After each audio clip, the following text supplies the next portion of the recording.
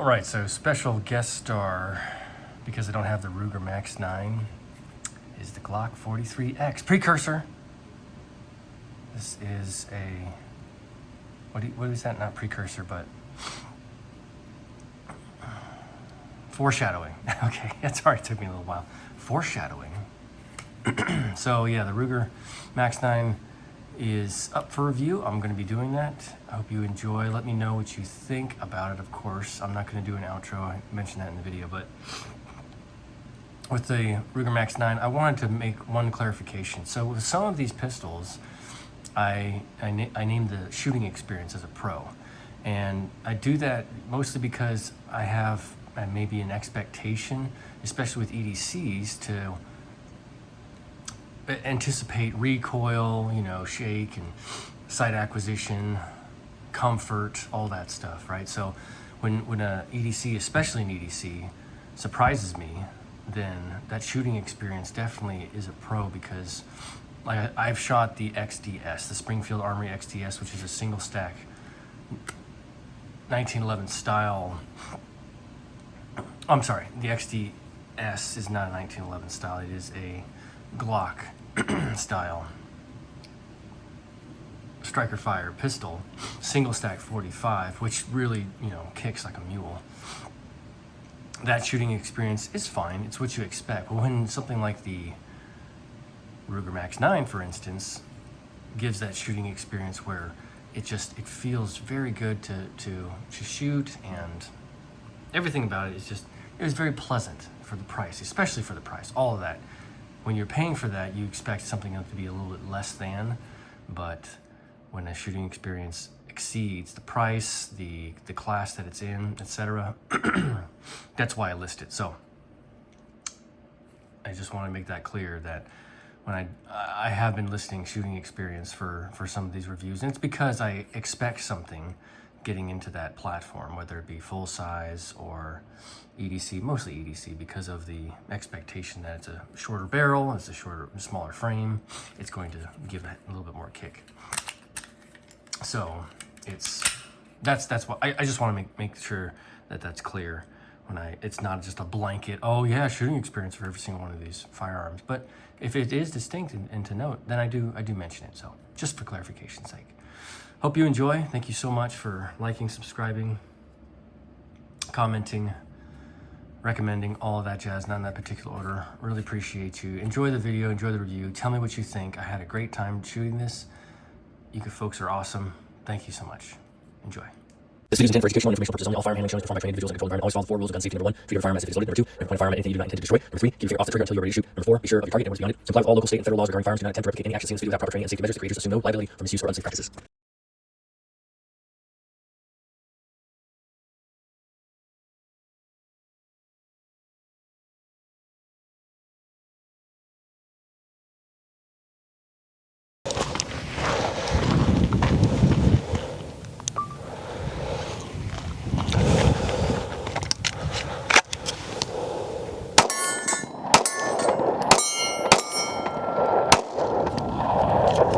Oh, hello you. Welcome back to the pew for this 1,000-round review of the Max-9 from Ruger. I missed that last shot. That target I started with, just a quick little side note, that thing is so tough to hit. That humble tree, the whole thing is so challenging to hit. I'm gonna try 5 more rounds later on when I shoot it again, but that thing is tough to hit. All right, so thank you for being here. Welcome back. Yes, I try to do a little bit different setup with the review. I want to start with shooting the gun first, and then being surprised that you're there, although I'm the one that started the cameras. Whatever, I'm just messing with you. So yeah, let's get into it. I'm not gonna try and make this too long because the reviews can be a little bit long-winded, and I just want to touch on the 3 pros, the 3 cons, 3 cons, 3 pros, and then my overall take, and maybe some honorable mentions here and there, and talk about the gun a little bit and get your feedback. I have surprisingly got a lot of feedback from this firearm. I've done the Sig Sauer P365X macro comp 2 PSA Palmetto State Armory daggers, the Canik Mete MC9 Prime, and the Shadow System CR920 XP reviews. And Canik has been getting a lot of hits, but this one surprisingly has gotten a lot of feedback and comments, because I think because of the price, but we'll get into that later. I wanted to thank you though so much for those comments and giving me your input and everything. It really helps me a lot. I didn't even know there was a Gen 2, so I forget the commenter's name, but you know who you are. Thank you so much for just mentioning that, pointing that out about you getting the firearm. So I'm excited, because that to me shows a lot of engagement from Ruger, which I think is a wonderful company. I've had great experiences with them, and I'll go into a little bit about that in a second. But yes, thank you again all so much for giving your input, because it really helps me, helps everybody. I'm sure it helps new shooters who are coming across the channel, or they want to see about the Ruger because they've seen the price point and they've handled it, and they want to know how it shoots. So I'm no expert. I am not by any means a licensed or degree holding gun gun expert, but I enjoy firearms. I enjoy it, and I love shooting them, and I love sharing with others, and having it as a hobby, also exercising it as a right, all of the above. And the more education, the more knowledge, the more we understand about anything, the better it is for all of us. So this for sure is it's a heck of a lot of fun. So I really appreciate everybody coming by. Okay, let's get into the review. Talk about the cons. First con for this firearm, con number 1, is the texture. I mentioned it before throughout the 1,000 round review series, which if you haven't seen it, I have a 10-part series, 100 rounds each day, going through each video, shooting 100 rounds. Excuse me. I can say that through that series, the texture is just, it's wanting a little bit more. If the grip was a little bit more aggressive, then having the lack of texture on the side here, and up on the gas pedal side, a little bit here on the trigger guard would be forgivable, but I just need a little bit more, Ruger. Here on the grip itself, it's just it's not even like sandpaper. It's just very, very minimal. So more aggressive with the texture, not too aggressive, because I know some guys may want to carry it in their ankle, or even as a carry, and it may be too much rubbing against their body, or whatever the case. I just hope and wish there was a little bit more all around, from the grip here. Oh, can you see? I'm not looking at the camera. From the grip on the thumb and the index to the thumb rest here, and against the index finger. I don't know what the logic is behind not putting it on there, and that's okay, because I'm not at that corporate manufacturing side, and I know that we can use like heated stippling to make a bunch of texture for the firearm itself on our own, but I wish it would come with a little bit more from the factory. Con number 1, texture, lack of texture. I wish it had that. Con number 2 is, even though it does have a good feature set in terms of the optics, the fiber optic sight, beaver tail is that's part of the ergonomics. The optics, the fiber optic, it's missing a little Picatinny. I've seen a lot of these subcompact carry pistols, and most of them nowadays, they have a Picatinny. If they have an optic cut, they most likely have a Picatinny. So it's just interesting that it doesn't come with that. So it's something that I'm not using, because I'm doing this in from the stock sense, just using it stock as it comes, brand new, for the most part. I'd say 90% of the firearms that I'm doing is like that, but it'd still be nice to have that option. Hold on. I have to fix my facial hair. I put wax in it, but when you have your face covered and you're breathing in and out, it tends to cause a little bit more moisture. Okay, so Picatinny, con number 2. Wish you would have it on there. It would make sense. If you're going to have an optic cut, you might as well have the Picatinny. And then the last con is an interesting con, and I don't suppose it has anything. It's just a personal thing for me. It has nothing to do with the functionality or feature. Is the takedown? The takedown is really weird, and for this small form factor, especially coming from the Glock clones and all of the Glock platforms and SIGs, the Smith & Wesson, how they have the takedown lever, which is very intuitive. Springfield Armory also has just a very intuitive takedown. This takedown is just kind of weird. So what you have to do, and this is for educational purposes, I don't know if I get dinged for this sort of thing, but in any case, when you're taking down the firearm, you just pull back a little bit. You see this little, what do you call it? A half arc right here. What you're going to do is you're going to push down on this little plastic lever, polymer lever, and it exposes that little, it's a pin. It's a cylindrical pin. It's it's actually pretty big, but first time you're taking it apart, what you do is you come back here on the other side, and you can see there's another half arc right there, and you're going to take just whatever, maybe even just a pin, not a pen, but you have to have, even a needle would be able to push it through, because it's not hard. There isn't any sort of divot or recess to have it set somewhere. It's very loose, and that's one of the things that I'm just like, that's kind of odd. You just press down after you pull back and you get it lined up. Let's see if I can do it here, but once you do it the first time, yeah, see, it just comes right out. If you just line it up and you press down, or you kind of tap it, it comes right out, and then you press the trigger, and then, let the trigger go. Press the trigger, let the trigger go, and then it comes off. To me, that's an interesting takedown. I don't like it because it's just, there's a little bit too many moving parts. Like, there's an extra piece here that you could lose, and I'm not one to lose stuff. Of course, if I'm here, my attention and focus is going to be here. But I don't like that it has another piece that you could potentially lose. And then to take it down to do a quick cleaning, you have to do this whole thing. So it's kind of odd. Whatever. That's the design. And again, I'm not at that manufacturing side. I'm not going to say, oh, you need to do it this way like everybody else does. Ruger's doing a good job. They've been in this business longer than I've been doing reviews, so they're good to go. I just think for me that's just a little, a little nitpick that I have for it. So those are the three cons: the texture, the Picatinny, and the takedown.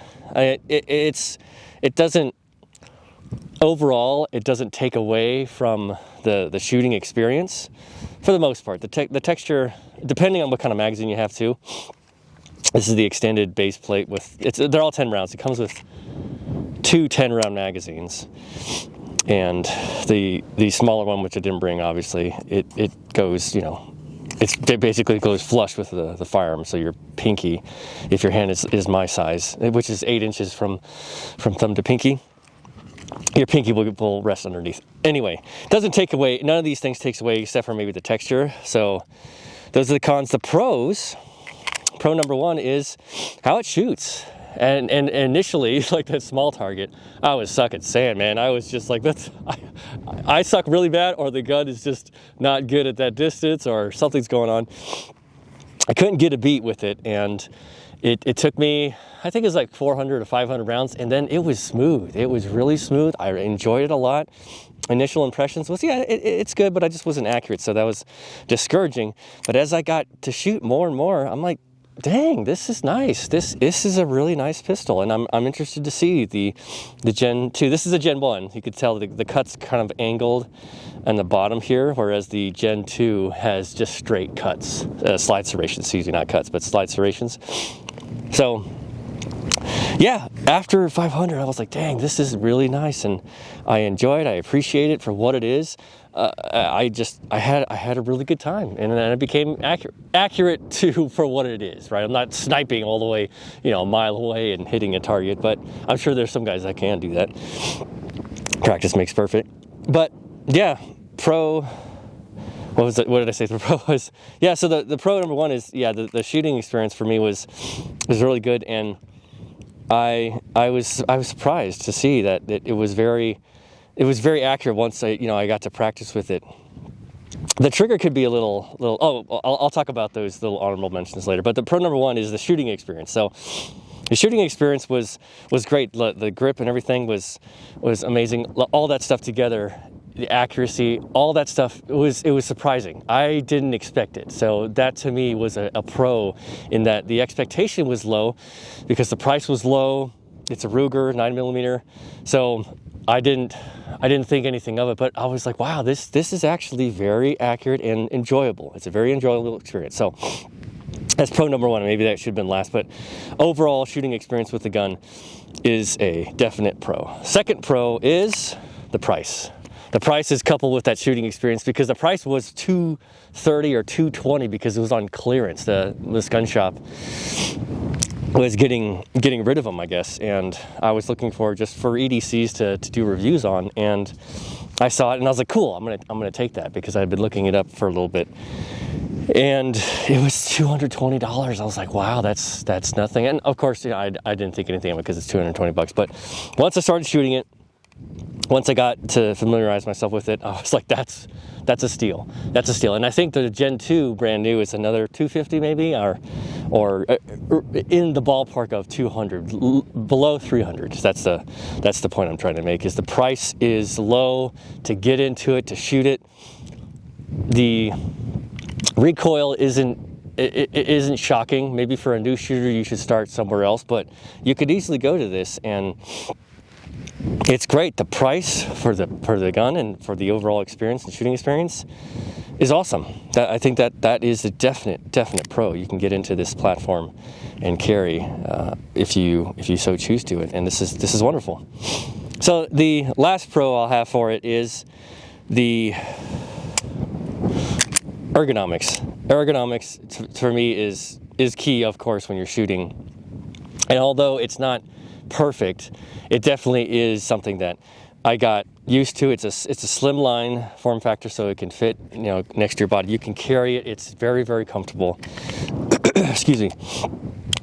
And that to me is very, very, very, very important. So the ergonomics for me is great. Although the texture, that whole thing that was negative. But again, the point I'm making is when you're holding the gun, when you're shooting the gun, as you're manipulating it and everything, it's agile, it's slim, it feels good in the hands. There is no slide bite, because if I'm not riding way up here, because it has an angle to it that the slide goes forward instead of going straight flat back. So it's excuse me, it's a wonderful shooting experience. Ergonomics had led to that shooting experience. So I'll say the price, ergo, shooting experience. Those are the three pros in order.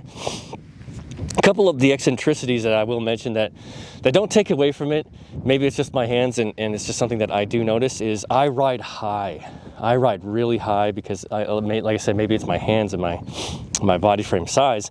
But when I'm shooting, I come way up here on the slide, and I'm not burning my hands because I can feel the heat, so I come back down.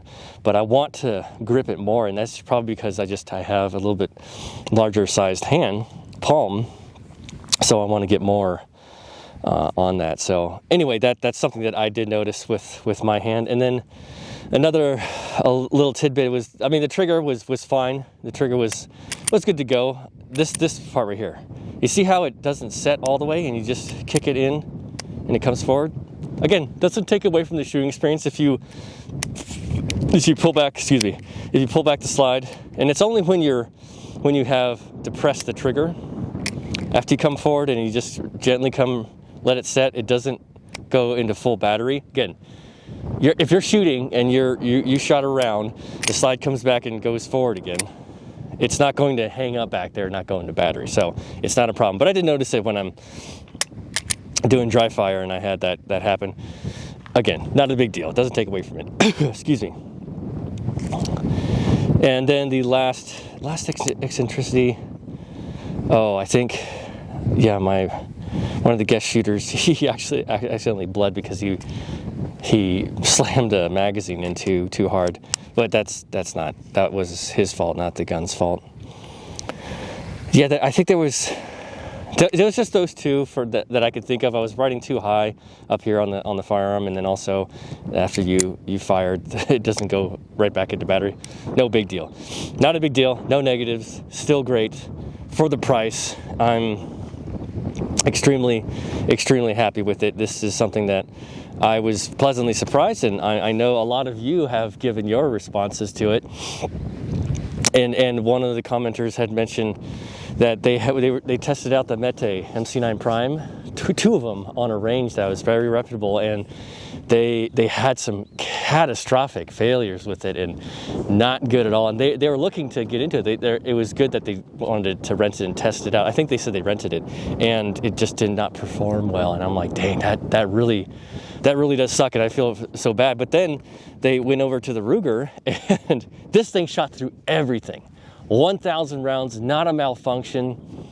And for an EDC, that's what you want. This had no break-in period. Now maybe at 10,000 rounds, things will start to break down, but that's expected, right? So a brand new pistol coming out the box, I don't know if it's a he, she, they went that route, and I think that's a good choice with that terrible experience with the Canic. This is by far a wonderful, wonderful option. The price, the shooting experience, the reliability too. Like I cleaned it, just tenuous cleaning. There's actually a little piece of grate of sand inside the barrel. I can see right there. I didn't do it like a deep clean for the 1,000 rounds. I don't like to do that, but I'd like to, I just like to keep it at a certain state, and it shoots through everything. 124, 115, and 147. I will get some hollow point rounds, or 147 or 124, and do a whole EDC shoot with the firearms that I carry on my person. I don't know if I would definitely put this in my rotation, but it is something that I would highly recommend anybody that wants to do it, or if a woman wants to carry it in her purse, that it is a superb option. Ruger did a wonderful job. I'm going to get the Gen 2 just to test it out. I was pleasantly surprised. It was an investment in the channel and in myself that I was very happy to make, and I'm willing to do that for the Gen 2. So my opinion is, yes, definitely. I wouldn't say for a new shooter to test it out, do a standard to a large full size pistol first, and then have this one after you shot a couple hundred rounds through your through your regular pistols, like a Glock 19 or the Ruger XM or the Ruger XM. that's definitely a pistol to get for a new shooter. That's such a low price point, wonderful pistol. So yep, great experiences with Ruger. This pistol is not an exception. It is super duper, and I was happy to shoot it. Hang on, I've got more problems with my facial hair. Yeah, my opinion is that this is a outstanding firearm. I'm very happy. Price point was awesome. I'm gonna stop going on the rant. I don't want to make this too long. Where am I at? About 15. Let me know your thoughts. I know a lot of you have already given your comments on it, and thank you so much again for that. And I won't shoot it again. I think that 5 rounds was good enough for me. But then let me know in the comments what you think, and if you're in the market for it, or if you're contemplating a EDC or smaller form factor firearm. It's fun for the range too. If you want to just shoot it for the range and plink a little bit, definitely get it, because it is cheap to get. 9mm is cheap to buy. So yeah, and the more that I talk about it, the more I see and understand, and have shot 1,000 rounds, I'm like, dang, this super. 2 thumbs up, awesome, wonderful. Thank you so much for being here. Thank you so much for contributing. Let me know in the comments. Talk to each other. Give yourself some thoughts about it, and we'll come back for Gen 2 at some point. I don't know if I'll do 1,000. I'll just do 1,000 rounds to it. Screw it. But I'll definitely do a comparison between the two. Although I don't think there's going to be anything too negative. It's exciting. I'm excited to have shot this, and we'll see you at the next gun review series, the 1,000 round review series for the next pistol. Stay tuned for this comparison, also the hollow point rounds that I'll be shooting through the EDC. And thank you for liking, subscribing. Am I going to have an outro? I don't think I'll have an outro for this one. I think what I said is enough. We'll just keep it at that. I'll leave the outros for the review series themselves. But yes, thank you so much for this time to share with you, everybody, to contribute to the community. And yeah, we'll see you on the next one. Don't forget to like and subscribe, comment, recommend, all that jazz. I know I said that already. Don't forget to aim for center mass, pick up your brass, wash your ass, and say hi to your mom for me.